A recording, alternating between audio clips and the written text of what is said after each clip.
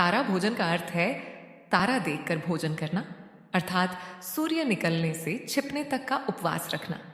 यह व्रत कार्तिक मास में किया जाता है। कार्तिक मास की कृष्ण पक्ष की प्रतिपदा से इस व्रत को शुरू करते हैं और कार्तिक पूर्णिमा तक यह व्रत किया जाता है। इस व्रत में प्रत्येक दिन तारों को अर्घ्य देने के बाद तारा भोजन व्रत की कथा कहते हैं। उसके बाद भोजन करते हैं। भोजन सात्विक होना चाहिए। इस व्रत में सूर्योदय से पहले स्नान कर लेना चाहिए। पूर्णिमा के दिन ब्राह्मणों को भोजन कराएं। अपनी सास या सास के उम्र की किसी महिला को साधी तथा रुपये देकर आशीर्वाद लें। तारा भोजन व्रत कथा। एक बार देवराज इंद्र की पत्नी ने नारद जी से पूछा, हे देव ऋषि, कृपा करके यह बताओ, मेरा यह जयंत नाम का पुत्र दुर्भाग्य सा क्यों है? जहां भी जाता है अपयश लेकर आता है, युद्ध में जाता है तो हार कर आता है, कोई कम करता है तो सफल नहीं होता, इसका कोई आदर नहीं करता, इसका क्या उपाय करूं? कोई सरल उपाय बताओ।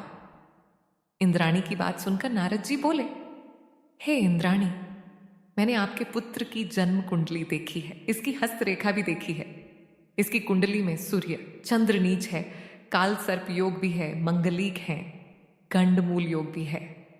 हे इंद्राणी, आप पार्वती जी के पास जाओ और इसका उपाय पूछो, क्योंकि माता पार्वती के पुत्र कार्तिकेय जी का जन्म भी कार्तिक में हुआ था और उनका भी सूर्य नीच था।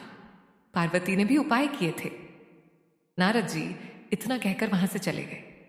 कुछ देर बाद इंद्राणी पार्वती जी से मिलने के लिए गई। कैलाश पर्वत पर पहुंचकर माता पार्वती को नमस्कार किया। पार्वती जी के कुशल मंगल पूछने पर इंद्राणी ने अपने आने का प्रयोजन बताया। पार्वती जी ने कहा, हे इंद्राणी, आपको नारद जी ने जो कुछ बताया वह सत्य है। हमारे घर में भी कार्तिकेय का जन्म ऐसा ही हुआ था। जिस घर में कार्तिक में जन्म हुआ हो और कृतिका, अनुराधा, भरणी, आर्द्रा, पुष्य और पुनर्वसु नक्षत्र में हुआ हो, उस घर के सदस्यों को या माता पिता को तारा भोजन व्रत करना चाहिए और नित्य गजेंद्र मोक्ष की कथा सुननी और पढ़नी चाहिए। पार्वती बोली, चौथे मनु के समय में भगवान हरि ने गज की रक्षा की थी। त्रिकूट नाम का एक पर्वत है, उसके चारों ओर क्षीर सागर है, 10,000 योजन ऊंचा और 10,000 योजन चौड़ा है। उस पर्वत पर चांदी, सोना, मूंगा आदि के पर्वत स्थित है।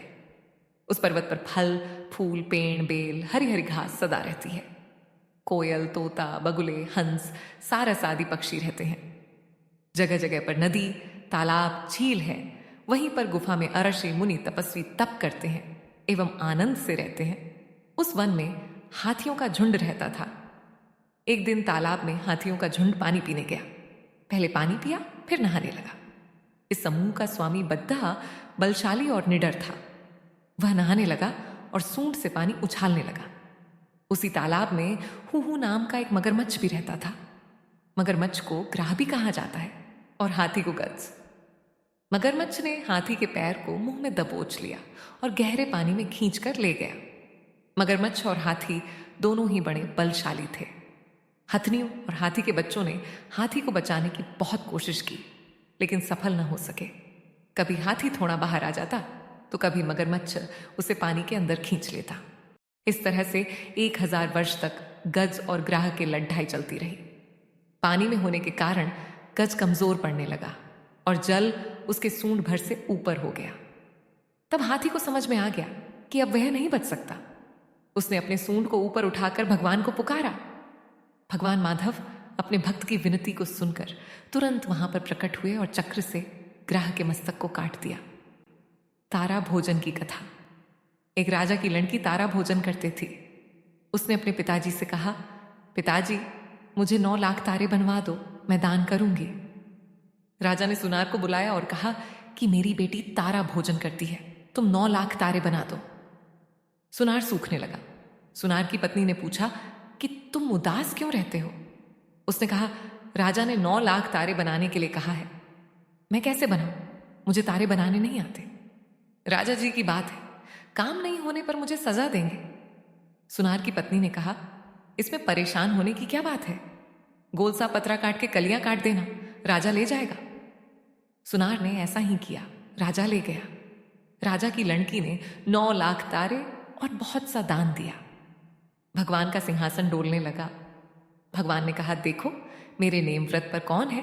3 कूट देखा तो कोई नहीं था।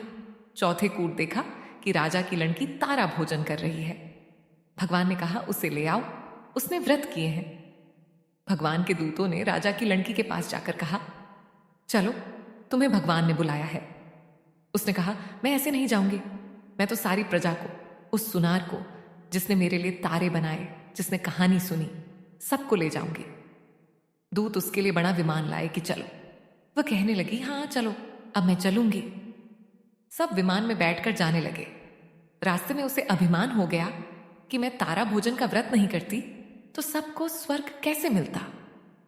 दूत ने उसे वहीं से नीचे उतार दिया कि तुम्हें अभिमान हो गया है। दूत भगवान के पास पहुंचे तो भगवान ने कहा, इन सब में तारा भोजन व्रत करने वाली कौन सी है? दूत ने कहा, उसने अभिमान किया, इसीलिए हमने उसे बेच में उतार दिया। भगवान बोले, नहीं नहीं, उसे लेकर आओ। लड़की ने 7 बार क्षमा मांग ली है। क्षमा क्षमा क्षमा क्षमा क्षमा क्षमा क्षमा करो भगवान। जैसे राजा की लड़की को स्वर्ग मिला वैसे सबको मिले। कहानी कहने वाले का, सुनने वाले का, सबका कल्याण हो। तारा भोजन की दूसरी कथा। एक साहूकार के बहू तारा भोजन का व्रत करती थी। बहू ने सास से कहा, सासू जी मेरी कहानी सुन लो। सास बोली, मुझको पूजा पाठ करना है, मेरे पास समय नहीं है। जेठानी के पास गई, जेठानी जी मेरी कहानी सुन लो। जेठानी बोली, मुझे तो अभी खाना बनाना है। देवरानी से कहा, तुम मेरी तारा भोजन की कहानी सुन लो। वह बोली, मुझे तो बच्चों को स्कूल भेजना है, उन्हें देर हो रही है। उसने ननद से कहा, दीदी जी मेरी कहानी सुन लो। ननद बोली, मेरे तो ससुराल से बुलावा आया है, मुझे ससुराल जाने की तैयारी करनी है। वह राजा के पास गई और बोली, आप मेरी कहानी सुन लो। राजा बोला, मुझे तो व्यापार का काम करना है और हिसाब किताब देखना है, मेरे पास समय नहीं है। वह पड़ोसन के पास गई। पड़ोसन से बोली, बहन मेरी कहानी सुन लो। पड़ोसन बोली, हाँ बहन सुना। साहूकार की बहू ने कहानी सुनाई और पड़ोसन ने सुनकर हुंकारा भरा। इस तरह पूरा कार्तिक बीत गया। भगवान विमान लेकर आए। साहूकार की बहू विमान में बैठकर जाने लगी तो सास दौड़ी आई, बहू मैं तेरे साथ चलूंगी। वह बोली, आप तो अपनी पूजा पाठ करो। जिठानी कहने लगी, मुझको ले चलो। बहू बोली, आपको तो खाना बनाना है। देवरानी आई, बोली, मैं भी चलूं। बहू बोली, तुमको तो बच्चों को स्कूल भेजना है, तुम कैसे चलोगी? ननद आई, बोली, भाभी मैं चलूं। उसने कहा, दीदी आपको तो ससुराल जाने की तैयारी करनी है। दौड़े दौड़े राजा आए, मैं तो चलूं। वह बोली, नहीं जी आपको तो कारोबार संभालना है, कैसे चलोगे? पड़ोसन भी आई, बोली, बहन मैं चलूं। वह बोली, हाँ बहन तू चल, तूने पूरे कार्तिक मेरी कहानी सुनी है। दोनों विमान में बैठकर स्वर्ग जाने लगी।